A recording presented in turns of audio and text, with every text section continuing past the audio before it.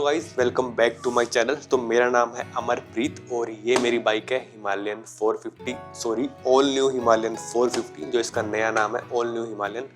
तो अभी मैंने ये बाइक अब तक जब से मैंने ली है अब तक मैंने ये ऑलमोस्ट 20,000 प्लस किलोमीटर चला दी है मैंने ये बाइक। तो जो भी भाई ये बाइक लेने का प्लान कर रहा है और जिन्होंने अभी रिसेंटली ली है उन भाइयों के लिए बहुत हेल्पफुल होने वाला है ये वीडियो, क्योंकि मैं एक एक चीज़ आपको डिटेल में बताऊंगा कि इस बाइक में क्या क्या कमी है और एक एक कमी को, जो भी कमी मेरे को लगी उसको मैंने कैसे ठीक किया अपने हिसाब से, कैसे उसको जुगाड़ करके, कैसे भी अपने हिसाब से उसको अच्छे तरीके से मतलब और बेटर करा है ना। कोई भी अगर मेरे कोई इशू लग रहा था तो मैंने अपने तरीके से उसको ठीक करा। बहुत सारी चीज़ सक्सेसफुल भी हुई, कुछ चीज़ें नहीं भी हुई।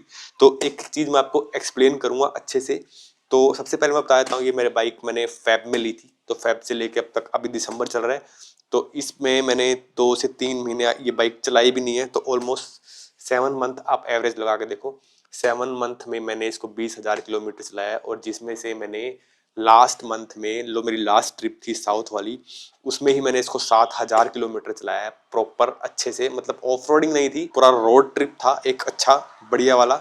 इसमें लॉन्ग राइड भी थी, शॉर्ट राइड भी थी और सिटी का भी राइड थी।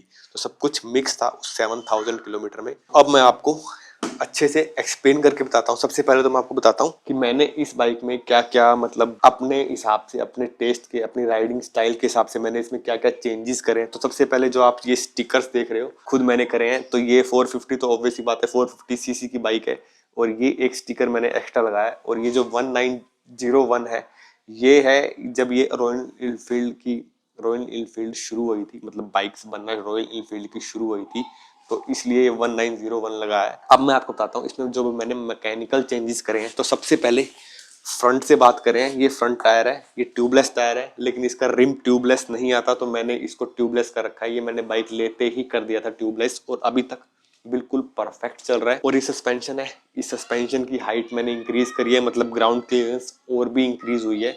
तो एक चीज मैंने ये करी है, एक इसकी हैंडल की जो वाइब्रेशन थी वो मैंने ठीक करी है और इसका हैंडल को अपनी साइड टिल्ट किया है, मतलब अपनी साइड टिल्ट किया है थोड़ा सा। लाइक जैसे पहले क्या था ना, पहले जैसे हम अगर देखें तो बाइक का हैंडल ऐसे है ना, बाइक का हैंडल ऐसे है, लेकिन मैंने इसको ऐसे करा है अपने राइडिंग स्टाइल के हिसाब से, क्योंकि मेरे को ऐसे नहीं करना था। ऐसे करता हूँ ना जब, तो मेरे शोल्डर पे थोड़ा सा जोर पड़ रहा था, तो मैंने बिल्कुल ऐसे, बिल्कुल रिलैक्स पोजीशन में जिसमें मेरे शोल्डर नीचे रहे।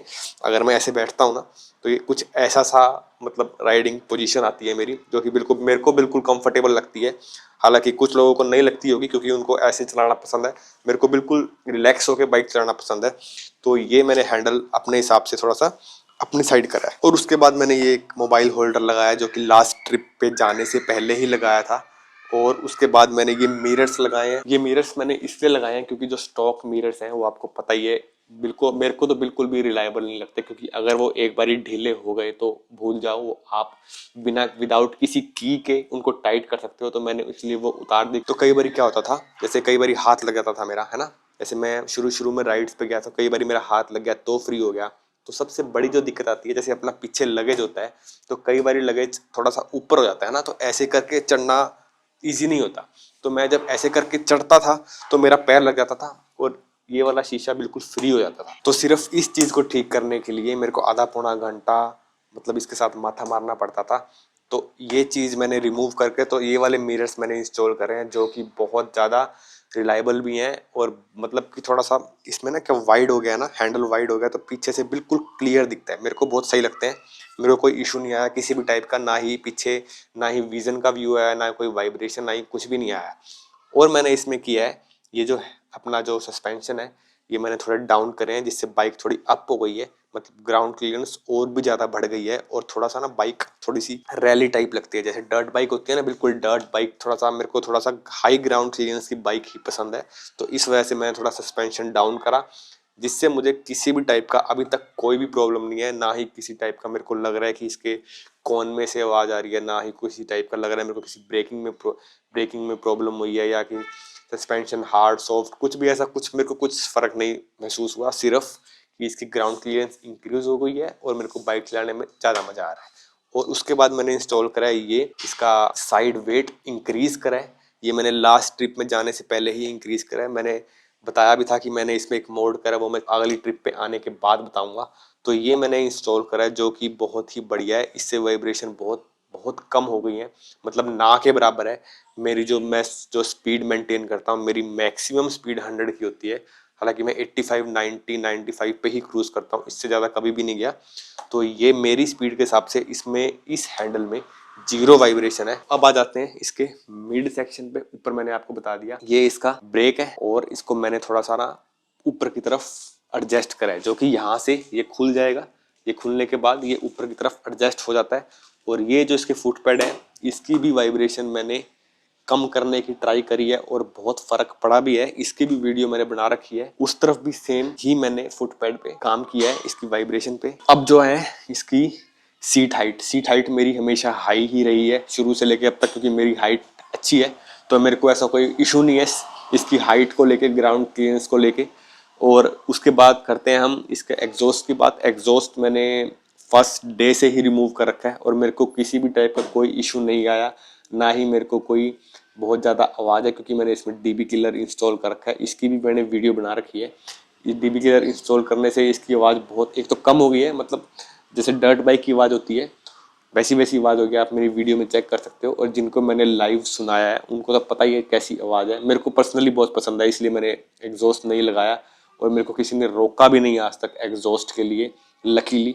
हालांकि इतनी आवाज़ नहीं है, इसलिए कोई रोकता ही नहीं, आवाज़ बिल्कुल मिनिमम है। ओके, तो रियर में मैंने इसमें जो अपना रियर सस्पेंशन है, उसको मैंने फर्स्ट डे से लेके अब तक हार्ड में ही चला रहा हूँ। क्योंकि सबसे पहली बात है, मैं राइड करता हूँ हमेशा लगेज के साथ, और लगेज का वेट और मेरा वेट में हार्ड सस्पेंशन ही सबसे मेरे को बेस्ट लगता है। क्योंकि बाइक ना, मान लो हम हाईवे पे क्रूज कर रहे हैं, तो एकदम से कोई खड्डा आ गया या कुछ ऐसे करके बम्प आ गया, तो वहां पे हार्ड सस्पेंशन बहुत हेल्प करता है। और जो रियर टायर है, रियर टायर भी ट्यूबलेस है, जो कि मैंने इसको भी, रिम को भी ट्यूबलेस किया हुआ है। जैसे फ्रंट किया था वैसे ही रियर को भी ट्यूबलेस कर रखा है।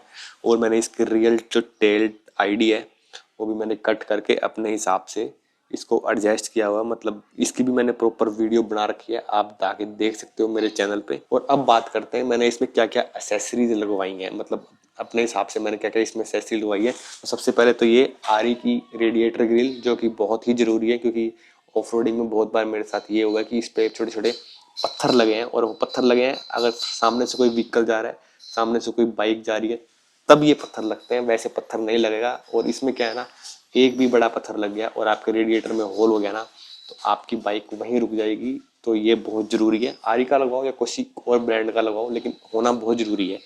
और दूसरा ये सम्प गार्ड है, फिलहाल मैंने सम्प गार्ड उतार रखा है, क्योंकि इसको मैंने ब्लैक करवाया था। और अभी जब मैं मुंबई से उदयपुर आ रहा था, तो तब एक बिल्कुल लोहे की पत्ती होती है ना, हाईवे पे पड़ी हुई थी लोहे की पत्ती, वो लगी बहुत तेज, और जिससे मेरी लेमिनेशन फट गई, मतलब बहुत तेज लगा। और जब मैं सच पास गया था, तभी भी बहुत सारे पत्थर, बड़े बड़े पत्थर इस पर लगे थे। तो ये भी मेरे हिसाब से बहुत जरूरी है, अगर कोई ये बाइक ले रहा है तो ये दो चीज़ तो बहुत जरूरी है।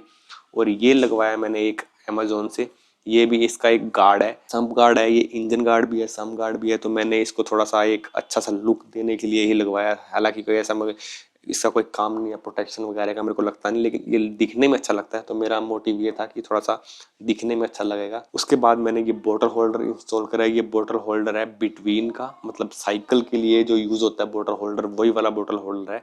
और ये बोटल्स भी वही वाली हैं, और मतलब उस तरफ भी यही है, इस तरफ भी यही है। तो ये बोतल होल्डर मैंने इंस्टॉल करा है। और मैंने कुछ इस बाइक में ऐसा कुछ इंस्टॉल नहीं करा। और ये जो मैंने ग्रिप्स है, हैंड ग्रिप्स भी मैंने अपने हिसाब से, ये बैडमिंटन के लिए यूज होती है, जो बैडमिंटन होता है ना अपना, तो वो वाली हैंड ग्रिप्स है। तो ये है जो कि मैंने खुद सब कुछ अपने हिसाब से, अपने राइडिंग स्टाइल के हिसाब से जो मैंने किया है। तो सबसे पहले हम स्टार्ट करते हैं इसके फ्रंट से। जो इसका फ्रंट सस्पेंशन है ना, इतना जबरदस्त तरीके से ट्यून कर रखा है ना, आप यही हिसाब लगाओ, मैं लद्दाख गया, स्पीति गया, सच पास गया, जो कि मेरे को सबसे मुश्किल लगता है, तो वहां पे भी मेरे को एक बार भी फील नहीं हुआ कि इसके सस्पेंशन में कुछ कमी है, या फिर कोई कहीं से कोई लीकेज हो, या कुछ भी नहीं। मतलब 20,000 किलोमीटर में मेरे को 1% भी प्रॉब्लम नहीं आई। इसके सस्पेंशन इस हिसाब से इतने बढ़िया तरीके से ट्यून कर रखे हैं। और ये ऑब्वियस ही बात है, शोवा है, तो शोवा के सस्पेंशन तो one of the best suspension में से माना जाता है। ये सस्पेंशन मेरे हिसाब से इस प्राइस सेगमेंट के हिसाब से ना, जिस प्राइस में ये बाइक आती है, ये सबसे बेस्ट है, ठीक है। और ये था सस्पेंशन का। अब बात करते हैं इसके टायर्स की। तो टायर्स का मैं आपको बता देता हूँ। टायर्स हैं सीएट के, जो कि स्पेशली इसी बाइक के लिए बने गए हैं। और जहाँ तक कि मेरे को समझ में आया ना इन टायर्स का, ये टायर्स रोड के लिए और ऑफ रोडिंग के लिए दोनों के लिए बेस्ट हैं। बस शर्त ये है कि मड ना हो। अगर मड नहीं है तो ये टायर एक नंबर के परफॉर्म करते हैं। कोई मेरे को आज तक कोई भी ऐसा कभी भी फील नहीं हुआ कि एक टायर कहीं पे ग्रिप लूज कर रहा है या कहीं पे मेरे को ब्रेक मार रहा हूँ तो स्किड कर रहा है, ऐसा मेरे को कभी भी फील नहीं हुआ, स्पेशली रोड पे और जहाँ पे मड नहीं है। हालांकि जहाँ पे मड है वहाँ पे थोड़ा मेरे को लगता है कि थोड़ा सा ऑफ रोडिंग का टायर होना चाहिए था। लेकिन क्या दिक्कत है ना, अगर आप प्रॉपर ऑफ रोडिंग के लिए टायर लगवाओगे तो वो रोड पे अच्छा परफॉर्म नहीं करेगा, रोड पे उसकी ग्रिप नहीं आएगी। और ये वाला टायर जो है दोनों पे अच्छे से परफॉर्म करता है, मतलब मड पे थोड़ा कम परफॉर्म करता है लेकिन रोड पे बहुत अच्छे से परफॉर्म करता है। और मेरा जो राइडिंग है वो मोस्टली रोड का ही है। मतलब आप अब तो हर जगह साई रोड बन चुकी है। लेह लद्दाख में भी आप जाओगे वहाँ पे भी साई रोड बन चुकी है और मोस्टली जो रोड्स हैं वो ड्राई ही होती हैं। तो ये है इसके फ्रंट टायर का। अब बात करते हैं इसके फ्रंट ब्रेक पैड की। तो ये कंडीशन है फ्रंट ब्रेक पैड की जो आप देख पा रहे हो 20,000 किलोमीटर चलने के बाद। अभी जब मैं गोवा गया था ना, गोवा गया था और मैंने सर्विस करवाई थी अपने बाइक की, अपना 15,000 किलोमीटर वाली। तो मतलब 17,000 पे करवाई थी। तो वहां पे आरी वालों ने बोला था कि आपके brake pad front brake pad खत्म हो चुके हैं। हालांकि मेरे को नॉलेज है तो मैंने उनको मना कर दिया था कि मेरे को अभी चेंज नहीं करवानी है, मेरे पास है स्पेयर, जब मुझे लगेगा मैं कर दूंगा। तो ये चीज़ है, फ्रंट ब्रेक पैड 20,000 किलोमीटर चलने के बाद भी अभी भी अगले ब्रेक पैड लगा लो, मेरी राइडिंग स्टाइल के हिसाब से 5,000 किलोमीटर तो आराम से चलेंगे। तो अगर आपको नॉलेज है ब्रेक पैड्स की और अगर आप चेंज खुद से कर सकते हो तो आपके पैसे बच जाएंगे। आपको नॉलेज नहीं है, आपको खुद से चेंज करना नहीं आता, तो ये रॉयल एनफील्ड वाले क्या करते हैं, जैसे ही ब्रेक पैड हाफ होते हैं ना तभी ये बोल देते हैं कि सर आपके ब्रेक पैड खत्म हो गए हैं, आप नए लगवा लो। आई डोंट नो ऐसा क्यों बोलते हैं, वो क्या लॉजिक है उनका मेरे को समझ में नहीं आता। अगर आपको नॉलेज है ना तो आप अच्छे कैसे पैसे बचा सकते हो। और ये वाले जो फ्रंट ब्रेक पैड है ना इसके इसके 3300 के, और जो कॉन्टिनेंटल जीटी के हैं और इसके हैं ब्रेक पैड दोनों के सेम है। और वो कॉन्टिनेंटल जीटी वाले हैं 2200 रुपए के, 2200 के हैं और ये 3300 के, ऑलमोस्ट 1,000-1,100 रुपए का फर्क है। तो मैंने जीटी वाले ही लिए हैं, जब मैं बदलूंगा तो आपको बताऊंगा ही। अभी तो खैर है 5,000 किलोमीटर आराम से चलेंगे। तो ये था फ्रंट सेक्शन का। और अब बात करते हैं अपर सेक्शन की। ये वीडियो थोड़ी सी लंबी होने वाली है क्योंकि मैं एक एक चीज डिटेल में बताऊंगा। अगर किसी को बाइक लेनी है उसके लिए तो बहुत हेल्पफुल होगा ही होगा, और जिसके पास है उसके लिए भी बहुत हेल्पफुल होगा, क्योंकि बहुत सारी जो मैंने चीजें की है ना इसमें जो कि मेरे को नहीं पसंद थी, मैंने अपने हिसाब से की, तो वो भी आप कर सकते हो। तो अब इसके अपर सेक्शन पे चलते हैं। अपर सेक्शन में जो मीटर है, पहले क्या था ना, मैं मीटर में ही मैप यूज करता था, जैसे फोन की आरी की ऐप चला के वो वाला मीटर वाला मैप यूज करता था। तो फिर क्या हुआ, ऐप में दिक्कत है या इस मीटर में दिक्कत है, तो वो बीच बीच में जैसे ये बाइक आप रोकते हो बंद करते हो कुछ चाय पीने के लिए या वॉशरूम जाने के लिए, कुछ भी करने के लिए, तो दोबारा से वो कनेक्ट होता ही नहीं। आप मैंने बहुत बारी ट्राई, मेरे साथ बहुत बार हुआ है कि कनेक्ट नहीं हुआ और फिर मैंने हार के, फिर मेरे को उस टाइम मेरा मोबाइल होल्डर भी नहीं लगा रखा था ताकि मोबाइल में मैप लगा लूँ, तो मेरे को बड़ी मुश्किल से मोबाइल बार बार देख के फिर मैप यूज करना पड़ा था। तो ये है मीटर का इशू। हालांकि अब बोल रहे हैं कि ऐप में अपडेट हो गया है, तो लेकिन कोई फायदा नहीं है क्योंकि आपकी ऐप आपको ऑन रखनी पड़ेगी, मोबाइल आप ऑफ नहीं कर सकते। तो आपकी मोबाइल की जो बैटरी की लाइफ है वो ज़्यादा कम होगी एज कम्पेयर टू अगर आप ऐसे करके मोबाइल में मैप देखते हो, वो थोड़ा ज़्यादा सही है मीटर की बजाय। तो मीटर में बस एक यही कमी है कि जो मैप जो दिया है इन्होंने वो इतना कुछ खास नहीं दिया है, इतना अच्छा मेरे को मज़ा नहीं आया। हालांकि है इमरजेंसी के लिए बहुत बढ़िया है, लेकिन इतना कुछ मज़ा नहीं आया। आप फ़ोन यूज़ कर लो वो ज़्यादा बेटर है। और जो है मीटर में ऐसा कुछ मेरे को इशू नहीं लगा, सब कुछ है, ट्रिप है, हर एक चीज़ की हर एक चीज़ का मतलब डिटेल से बताया गया, टेम्परेचर है, ट्रिप है, मतलब जो एक बेसिक राइडर को चाहिए ना वो सब कुछ है इस मीटर में। ठीक है, अभी बात करते हैं इसकी फ्रंट लाइट की। फ्रंट लाइट मेरे हिसाब से ओके ओके है, बहुत कम भी नहीं है बहुत ज़्यादा भी नहीं है, रात को राइड करने के लिए सेफ नहीं है। हालांकि मैं रात को राइड नहीं करता तो इसलिए मैंने एक्स्ट्रा लाइट भी नहीं लगवाई, और एक्स्ट्रा लाइट का आपको पता ही चलान भी है अगर मैं इसमें एक्स्ट्रा लाइट भी लगाता हूँ। और एक चीज़ और मैं बताता हूँ आपको, एक्स्ट्रा लाइट लगवाने का नुकसान क्या है। एक तो एक्स्ट्रा लाइट लगेगी, आपकी वायर्स में कटिंग होगी, कहीं ना कहीं होगी होगी। और दूसरी बात, अगर आपका कल को कुछ इशू आता है आपकी बाइक में अपना इलेक्ट्रिकल, तो कंपनी वाले डायरेक्ट जो आपका जो है आपने एक्स्ट्रा लाइट्स लगवाई है उसके ऊपर ब्लेम डाल देंगे कि आपने ये लगवाई है इसकी वजह से भी होगा। और दूसरी चीज़ और मैं आपको बताता हूँ, जो एक्स्ट्रा लाइट अगर आप हैवी लाइट लगवाते हो ना, तो इसमें क्या है ना, इंजन में एक छोटा सा जनरेटर होता है जो इलेक्ट्रिसिटी प्रोड्यूस करता है, उस तरफ होता है। आई थिंक उस तरफ ही होता है, हाँ इस तरफ तो क्लच है, तो उस तरफ होता है, उसको उसको अल्टरनेटर बोला जाता है ना। जैसे आप बाइक स्टार्ट करते हो तो आपका बैटरी की पावर खत्म हो जाती है, तो वो अल्टरनेटर चलता है, वो सारा इलेक्ट्रिसिटी प्रोड्यूस करता है। तो वो क्या है ना, अगर उस पर लोड पड़ता है तो आपके इंजन पे भी लोड पड़ता है। तो अगर आप एक्स्ट्रा लाइट लगवाते हो, हालांकि कोई बताता नहीं है, कोई नोटिस नहीं करता, अगर आप एक्स्ट्रा लाइट लगवाते हो तो वो जनरेटर है, एक टाइप का आपकी बाइक का जनरेटर है, वो इलेक्ट्रिसिटी प्रोड्यूस करेगा।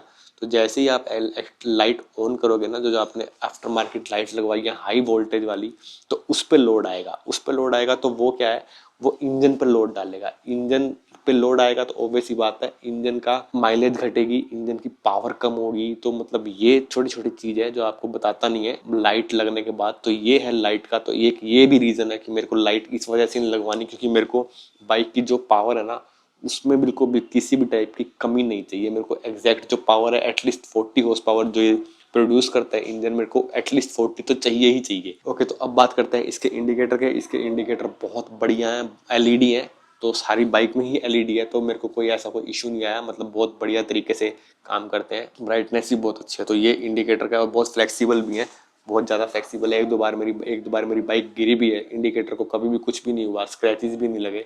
तो ये था इंडिकेटर का। तो अब बात करते हैं मेरा जो टैंक बैग जो मैंने लगवाया है, वो बेसिकली एक बोतल होल्डर ही है। वो मैंने बोतल होल्डर के उसमें ही मंगवाया था। मेरे को ये था कि वो मैं यहाँ पे लगवाऊंगा, तो वो लगा नहीं यहाँ पे, तो मैंने उसको वहाँ पे एडजस्ट कर दिया। और मेरा ये भी था, मेरे को ये भी है कि टैंक बैग मेरे को बिल्कुल छोटा सा चाहिए था, ताकि मैं उसमें कम से कम सामान डालूं। अगर बड़ा टैंक होगा तो ऑब्वियस सी बात है, हम मेरा ये है ना कि जैसे भी कोई सामान होता है मैं उसको फुल भर के चलता हूँ, मैं उसको खाली नहीं रखता। तो मेरे को इस वजह से छोटा सा टैंक बैग चाहिए था। तो ये छोटा टैंक बैग मेरा बढ़िया से काम कर रहा है। इसमें मैं अपना फ़ोन रखता हूँ, और एक मेरे पास गोप्रो है एक्स्ट्रा, वो रखता हूँ, और बाकी कुछ नहीं रखता मैं इसमें, खाली ही रहता है। तो ये मेरा टैंक बैग का है। तो अब हम आते हैं मिड सेक्शन में। मिड सेक्शन में इसका टैंक है 17 लीटर का टैंक है, इनफ टैंक है, एक्स्ट्रा कुछ लगवाने की जरूरत नहीं है। अभी एक ब्रांड है, आई डोंट नो उसका नाम नहीं मेरे को याद आ रहा, मैंने IBW में भी देखा था उसको। तो वो प्रोवाइड कर रही है, 25 लीटर का है वो टैंक, आई थिंक 25 लीटर का। लेकिन 25 लीटर के टैंक की जरूरत नहीं है। इस टैंक में ही मैंने लद्दाख भी किया है, SPT भी किया है, मैंने कभी कोई पेट्रोल कैरी नहीं करा। मेरे हिसाब से ये टैंक इनफ है। अब बात करते हैं इसके रियर सेक्शन पे। रियर सेक्शन पे आते हैं सीट पे। सीट ये मेरी स्टॉक है, जो हिमालयन की स्टॉक सीट आती है ना, तो ये मैंने स्टॉक ही रखी है, क्योंकि मेरे को पता था कि शुरू में ये हार्ड होती है, थोड़े टाइम बाद ये सॉफ्ट हो जाती है। तो अभी बिल्कुल सॉफ्ट हो गई है, तो आप देख सकते हो बिल्कुल ये सॉफ्ट है। मेरे को जरूरत नहीं पड़ी जो इसकी टूरिंग सीट है वो लेने की, या कोई और सीट को इसको अपग्रेड करने की। एज इट इज जो स्टॉक सीट आती है ये वही सीट है, और रियर वाली सीट भी वही है। हालांकि मैं कभी रियर में बैठा नहीं हूँ, रियर का मेरे को कंफर्ट नहीं पता कैसा है कैसा नहीं, लेकिन फ्रंट वाली सीट बहुत कंफर्टेबल है। जितना आप 2-3 घंटे, 3 घंटे या 3.5 घंटे मैक्सिमम इतना ही राइड करते हैं हर एक कोई, तो इसमें इस राइडिंग पीरियड में मेरे को कोई दिक्कत नहीं आती इस सीट में। और अभी बात करते हैं इसकी क्लच की और इसका गेयर लीवर की। क्लच बहुत सॉफ्ट है, मेरे को कोई इशू नहीं आया क्लच में किसी भी टाइप का। हालांकि जो कई बार क्या होता है, जब हम लॉन्ग राइड पे जाते हैं ना, तो मिट्टी की वजह से वो कचक कचक करता है, वो कचक कचक करता है, क्योंकि इसके क्लच की जो केबल है ना, और जो क्लच लीवर कनेक्टेड है क्लच की केबल, उसमें एक प्लास्टिक का पार्ट है, ताकि जो आयरन से आयरन टकरा के वो घिसे ना, वो प्लास्टिक का पार्ट है, वो जब ड्राई हो जाता है ना, तब वो कचक कचक करता है। वो उसका आपको, अगर आप लॉन्ग राइड पर जा रहे हो तो WD-40 आप यूज़ करके वो आवाज़ कम कर सकते हो, और थोड़ा क्लच और सॉफ्ट कर सकते हो। और रही बात इसकी गेयर लीवर की, गेयर लीवर में मेरे को कोई प्रॉब्लम नहीं आई। कभी कभी बहुत ही रेयर होता है कि इसका गेयर अटकता है, और कई बार क्या होता है, जैसे मान लो मैं 6th गियर में हूँ, मेरे को इमरजेंसी ब्रेकिंग लेनी पड़ गई। अगर मान लो मैं 80-90 की स्पीड पे चला हूँ, तो मेरे को इमरजेंसी ब्रेकिंग लेनी, तब मेरे को 6 से दोबारा से 1 में आने में कई बारी, मतलब बहुत ही कम रेयरली दिक्कत होती है। कई बार वो स्टक हो जाता है, तो मेरे को आगे पीछे करके उसको ठीक करना पड़ता है। तो ये है गेयर लीवर का, और गेयर लीवर बहुत सॉफ्ट है, ऐसा हार्ड की भी मेरे को अभी तक कोई इशू नहीं आई। अब बात करते हैं रियर टायर की। रियर टायर की ग्रिप भी बहुत बहुत बढ़िया ग्रिप है। हालांकि मैंने बहुत बहुत इसको लीन किया है कॉर्नरिंग करते हुए माउंटेन्स में, मेरे को अभी तक कोई भी इशू नहीं आया। और अभी भी आप देख सकते हो 20,000 किलोमीटर चलने के बाद भी इसकी लाइफ काफ़ी सारी बची है। हालांकि मैं इसको भी चेंज करवा दूंगा, लेकिन फिर भी आप 20,000 के हिसाब से अगर आप देखोगे तो इसकी बहुत लाइफ है। और ये कोई महंगा टायर भी नहीं है, सस्ता टायर है। वो मैं आपको अगर नेक्स्ट वीडियो में बताऊंगा कि मैं कौन सा टायर अपग्रेड कर रहा हूँ। ये वाला टायर मैं निकलवा दूंगा दोनों। तो अभी हम बात करते हैं इसका जो मेन, जो बाइक का जो पूरा मेन जो हिस्सा है इसका, इंजन पे बात करते हैं। तो सबसे पहले मैं बताता हूँ, ये 40 हॉर्स पावर है, 40 ही न्यूटन मीटर टॉर्क है इसमें। कि मेरी क्रूजिंग स्पीड है शुरू में मतलब काफ़ी टाइम तक मैंने अपनी क्रूजिंग स्पीड 100 रखी, लेकिन 100 में क्या हो रहा था ना, मैं बहुत टायर्ड हो रहा था, मतलब मेरे को मज़ा नहीं आया था 100 में। हालांकि मैं पहुंच तो जल्दी रहा था, लेकिन क्या है ना, मेरे को मज़ा नहीं आ रहा था बाइक चलाने में। तो मैं बहुत जल्दी थक रहा था, क्योंकि मेरे को डबल कंसंट्रेट करना पड़ा था 100 की स्पीड पे। तो अब मेरी क्रूजिंग स्पीड है 85 टू 90, 90 से हद मार के 95, इससे ऊपर मैं बाइक नहीं चलाता। तो इस स्पीड में ये इंजन आई थिंक मेरे हिसाब से, क्योंकि मेरा क्या है ना, मैं हर एक चीज़, जब कोई भी बाइक हो मैं उसको कंपेयर करता हूँ उसके प्राइस के अकॉर्डिंग, है ना। ये बाइक है 3.5 लाख की पड़ती, मेरे को 3.5 लाख की पड़ी थी। अभी 10-15 हज़ार पे, 20 हज़ार पे ऊपर होगी, जो कि ज़्यादा नहीं है, अभी भी ठीक है। तो इस प्राइस में ऐसा इंजन और ऐसा बाइक मिलना मेरे हिसाब से तो अभी तक तो है नहीं अपनी इंडियन मार्केट में। और इससे पहले मेरे पास GT 650 थी, तो वो वाला इंजन का रिफाइनमेंट चलाने के बाद ये वाला इंजन अगर मैं चलाऊं, तो हालांकि मेरे को वाइब्रेशन फील होनी चाहिए, लेकिन इतनी वाइब्रेशन नहीं है जितना कि मैं सोचा था। कि सिंगल सिलेंडर है, 450 है, तो मेरे को बहुत सही वाइब्रेशन होगी, मज़ा नहीं आएगा, बाइक चलेगी, तो ऐसा कुछ भी फील नहीं होता ये बाइक चलाने के बाद। और ये इसका बाइक का क्या है ना, आप आराम से चला रहे हो, 80-90 पे चला रहे हो, तो आपको मतलब 100 तक, तो मैंने 100 तक चलाया है इसको बढ़िया तरीके से, 100 तक तो कोई भी वाइब्रेशन नहीं है। लेकिन हालांकि लोग 120, 130, 140 तक भी क्रूज करते हैं, वो तो मैंने कभी किया ही नहीं, ना मैं करूँगा। मेरी मैक्सिमम स्पीड ही 100 रही है इस पर। तो अगर आपकी राइडिंग स्टाइल ये है ना कि आप 80, 90 और 100 के बीच में आप क्रूज करते हो, तो ये बाइक आप आंख बंद करके ले सकते हो। और इस स्पीड में मैंने, मतलब 90 की स्पीड में मैंने 34, 35 की भी एवरेज इससे निकाली हुई है। तो अब आप ये हिसाब लगाओ कि अगर आप लॉन्ग राइड कर रहे हो, तो अगर आपको 80, 90 या 100 के बीच में क्रूज कर रहे हो, तो आपकी बाइक की माइलेज कितनी बढ़िया आने वाली है। और सबसे बड़ी बात है, जब हम लॉन्ग राइड पे करते हैं ना, मेरा फर्स्ट कंसर्न यही होता है कि माइलेज अच्छी आनी चाहिए, क्योंकि आप इतने पैसे खर्च रहे हो, ऊपर से फिर इतना तेल डलवा रहे हो, तो वो कोई सेंस नहीं बनती। हालांकि इसको कंपेयर करें अगर एडवेंचर 390 से, हालांकि मैंने एडवेंचर KTM एडवेंचर 390 नहीं चलाई, मैंने सिर्फ इसके पहले एक ही बाइक चलाई थी एडवेंचर वाली, वो थी हिमालयन 411। उसका इसका कोई कंपेयर नहीं है, क्योंकि बहुत फ़र्क है उसमें और इसमें। तो अभी इसको अगर मैं एडवेंचर 390 से कंपेयर करूं, तो सिर्फ मेरे को एक ही चीज़ पता है उस बाइक के बारे में, मतलब दो चीज़ पता है उस बाइक के बारे में। आई नो उसमें पावर ज़्यादा है, और दूसरी बात है उसकी एवरेज जितना मैंने सुना है, वो 25 से ऊपर एवरेज नहीं देती अगर आप उसको चलाओगे तो अगर आपको 25 की एवरेज सही लगती है, कोई दिक्कत नहीं है, तो आप वो बाइक ले सकते हो। लेकिन अगर आप किसी को एवरेज चाहिए, किसी को रिलायबिलिटी चाहिए, तो ये वाला इंजन मैं रिकमेंड करूंगा। मेरे राइडिंग स्टाइल के अगर हिसाब से मैं बताऊं ना आपको, तो इसकी जो स्पीड है ना, तो मेरे ख्याल से इसकी जो कंफर्टेबल स्पीड है वो 100 तक ही है। उसके बाद मेरे को तो लगता कि ये बाइक 100 के ऊपर अगर आप चलाओगे तो आप कंफर्टेबल फील करोगे, क्योंकि बहुत ज़्यादा विंड ब्लास्ट आता है। ये जो इसकी विंड स्क्रीन है, ये भी इतना कोई विंड नहीं रोकती, मतलब ठीक है।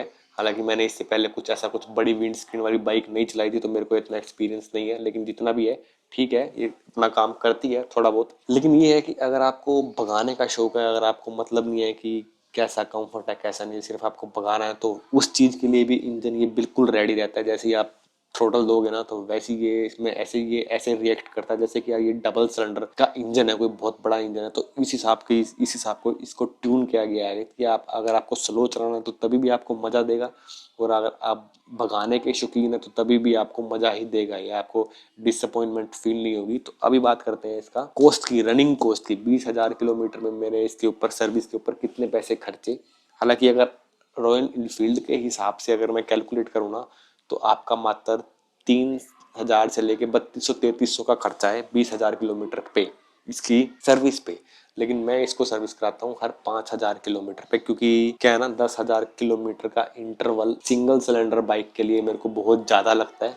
ठीक है, लेकिन ठीक है, रॉयल एनफील्ड वालों ने भी पूरा टेस्ट करके सब कुछ अपना चेक करके तभी 10,000 किलोमीटर का इंटरवल दिया है। लेकिन मैं अपनी सेटिस्फेक्शन के लिए और इंजन की परफॉर्मेंस कम ना हो, मेरे को मज़ा आए बाइक चलाने में, तो मैं इसकी सर्विस 5,000 किलोमीटर पे चला देता हूँ। तो 5,000 किलोमीटर में मेरी अगर 20,000 के हिसाब से हिसाब लगाएं, तो मेरी फ्री सर्विस ख़त्म हो गई। मेरी फ्री सर्विस थी 1500 तक की मेरी फ्री सर्विस हो गई थी तीसरी। तो लास्ट सर्विस थी उसमें मेरे को 1500 प्लस 900 का मेरे को लेबर टैक्स लगा हुआ है। तो ऑलमोस्ट 2500-2600 की इसकी सर्विस है अगर आपकी लेबर फ्री खत्म हो गई है तो ये था इस बाइक का इंजन का सर्विस का। तो इस सर्विस में आपका एयर फिल्टर चेंज होता है, ऑयल चेंज होता है, ऑयल फिल्टर चेंज होता है, और आपका मतलब अभी तक तो यही हो रहा है। लेकिन अभी ये क्या है 20,000 के बाद इसका प्लग वगैरह टैपेट वगैरह वो मैं करूँगा। अब मैं सर्विस कराऊंगा जो उसमें, तो वो भी मैं पता करूंगा कि इसमें क्या क्या चीज़ें हैं जो अभी चेंज होने वाली है, स्पेशली स्पार्क प्लग वगैरह वो सब। हालांकि मेरे को कोई इशू नहीं आया किसी भी टाइप का।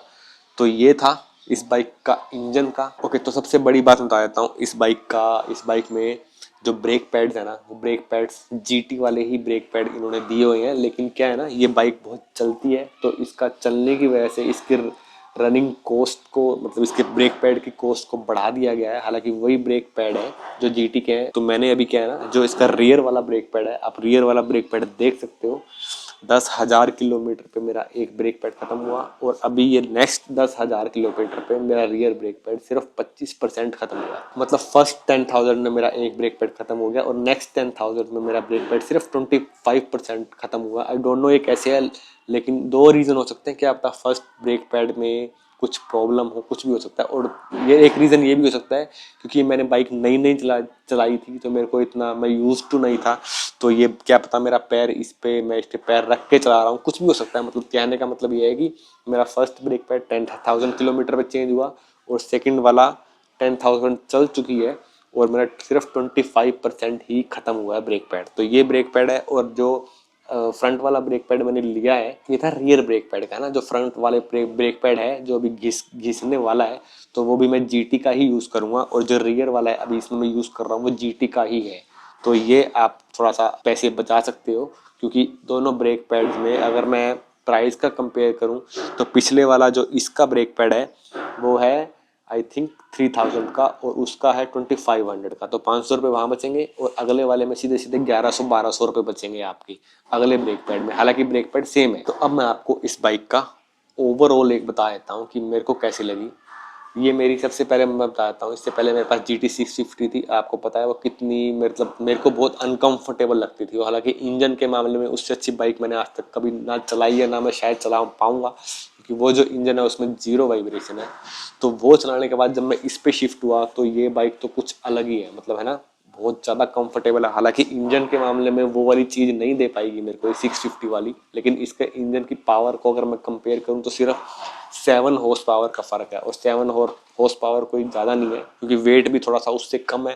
हालांकि मैंने इसका एग्जॉस्ट भी उतार दिया, और इसके जो स्टॉक मिरर्स थे वो भी थोड़े हैवी थे, वो भी मैंने उतार दिए, और इसकी टेल लाइट भी कट करी है। तो ऑलमोस्ट लगा लो 1-2-3 किलो का फर्क तो पड़ा ही होगा। तो अगर मैं जीटी के साथ कंपेयर करूं तो ये बाइक बहुत कंफर्टेबल है। हालांकि मैंने कोई एडवेंचर बाइक नहीं चलाई, तो अब यही हिसाब लगाओ तो मैं इसको 6-7 घंटे लगातार चलाता हूं। हालांकि मैं सैडलिंग भी करता हूं बीच में।